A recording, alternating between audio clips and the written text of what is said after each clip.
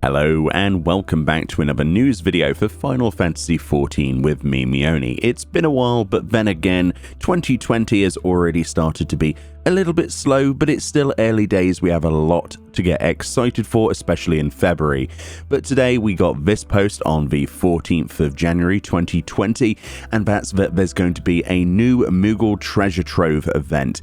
This shouldn't come as any surprise, as they like to do these Treasure Trove events every so often, and yeah, this is definitely going to fill some time. So this is going to take place, this new Moogle Treasure Trove event, the Hunt for Soldiery, from Monday the 20th of January 2020, so 2 days after my birthday at 8 AM GMT, and will last until the launch of 5.2. Now specifically 5.2 is set to release in mid-February, so that gives us nearly a month of time to actually farm for all of our bits and pieces. So you might wonder, what exactly is there in this new event, Meoni? Well, if we scroll down just a tad, you'll see the most amazing and adorable necklace you'll ever see in the video game. And this to me is like, this is the cheese at the end of the stick. This is the carrot on the stick, rather. I'm not sure why you would put cheese on the end of a stick, but this is something that has already got me to go, yep, clear my schedule. I'm going to be farming these events because I need that necklace. And of course we have the Blue Mage sort of fireworks over there as well, which, you know, are less interesting. They awarded those last time. So yes, on Monday the 20th, we're going to be able to start farming for these tomestones, and we'll look at the rest of the rewards in just a second, but let's show you how you actually farm for these. So this time around, the top one, the top dungeon or raid to actually farm is actually the Castrum Praetorium story mode dungeon for 10 tomestones of soldiery as a reward. Specifically, that is the top one. There is no if buts. This makes perfect sense. They've done this before. They want to encourage people to help others through the main storyline dungeons, including Praetorium.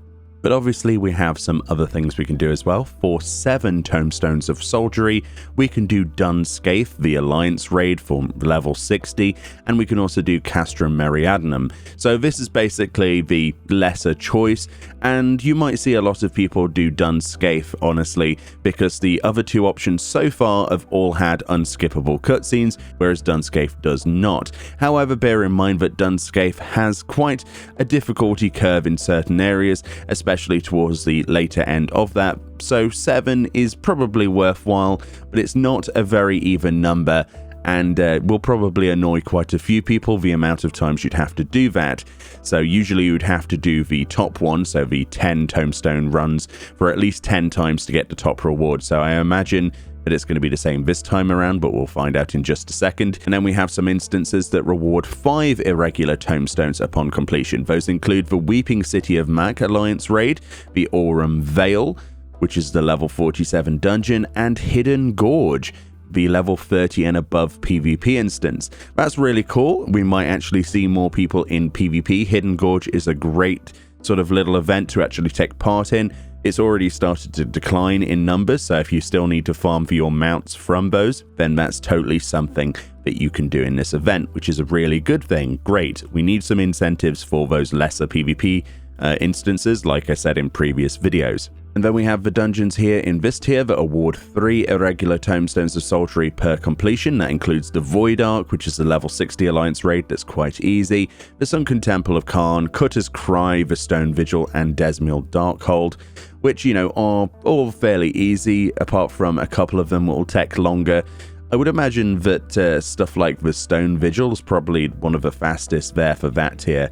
But yes, so it looks again like we'll be doing the Alliance raids and PvP to try and get those tomes in the fastest possible manner. I imagine Blue Mage will definitely come into question. Last time around there was a group of 4 Blue Mages that were blasting through dungeons much faster than anything else, simply because of their skills. So it'll be interesting to see how fast you can actually pull a run of this sort of old content off with level 60 Blue Mages, since that's fairly new to this event. So let's look at the rewards then. You can actually exchange these tomestones in any of the 3 major starting city-states, including Limsa Lominsa, New Gridania, and Aldar Steppes of Nold. And yeah, you should be familiar with those, but they have coordinates. All of this stuff will be linked in the description. We have the Namazu Neckerchief, which is your necklace slot item, and this will go for 100 tomestones of soldiery. So this is the top reward, obviously. This is the thing that's going to take me either 10 runs of Castrum Praetorium or a mix of the other stuff, which, you know, if you know Castrum Praetorium, that would work out as 10 hours because it's about an hour or so per run. So yeah, unless you, of course, skip the cutscenes through disconnects, but I'm not sure that's something that, you know, a lot of people are going to employ on that. So that's really exciting. I'm going to definitely farm for my necklace. We also have the Magitek Predator Identification Key. This is actually the mount that's a rare drop in the Alamigo dungeon. Now, a couple of my friends have got lucky with this. I've actually farmed that dungeon several times. I mean, we're talking 30 plus times, and I've not actually acquired that myself. So that will actually be purchasable for 50. We'll have a little image of that up screen. It's an amazing mount and certainly one I would like to add to my collection. I mean, I could go and solo the content to go and get that, but you know, I could just save up another 50 tomestones, join in with the community and get it that way. We also have one of the bird mounts. We have the Warring Lanner for 50. We have then some Orchestrion rolls, Answers, Twilight over Fanalan, On Windy Meadows, and Whisper of the Land, all for 50 tomestones, which is a bit steep for some of these Orchestrions.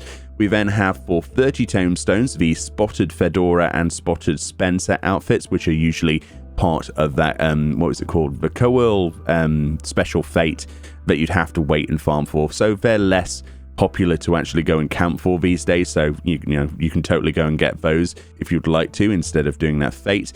And then we have riding maps, which obviously increase our movement speed in certain areas, so we have them for pretty much all of the Realm Reborn areas. We then have for the 30 tier the Drakehorn, Laurel Gabu, the Elbst, the Bomb Palanquin. Those are all of the original Beast Tribe mounts for a Realm Reborn. Once again, they're back, so you can go and get those, which is really cool if you don't want to do the Beast Tribes. Those will cost you, again, 30 tomestones each. We also have the Direwolf Whistle there for 30, and then 2 of the horses from the A Realm Reborn trials. So we have Xanthos and Embar there for 30 as well. Next up, we have an MGP Platinum card, which is 50,000 MGP. That will cost you 7 tomestones.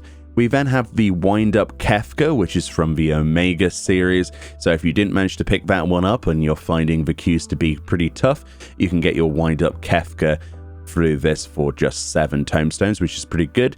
The Lesser Panda minion will cost you 7 as well for whatever reason. And then we have some triple triad cards, including Good King Moogle Mog, Shiva, Bismarck, and Sophia, all for 7. And then Indomitable and Keepers of the Lock Orchestrion rolls for 7 as well. And finally, some Magic Prism Job Mastery, which of course is the fireworks associated with Blue Mage learning a skill. So apart from a few of the riding maps that are on that list that I would like to go and obtain, I would certainly say that the Namazu Neckerchief is at the top of my list. I definitely want the Magitek Predator mount, so that will probably also be on my list. But apart from that, personally, that's probably all I'm going to farm for. Maybe a couple of the Beast Tribe mounts that I still miss from A Realm Reborn. But let me know what you think about this event. Is there anything on this list that is tantalizing you and making you seriously consider grinding this one into the ground to get everything you want? Let me know below. Thank you kindly for watching. All the links to this is in the description as usual, and I'll see you all next time.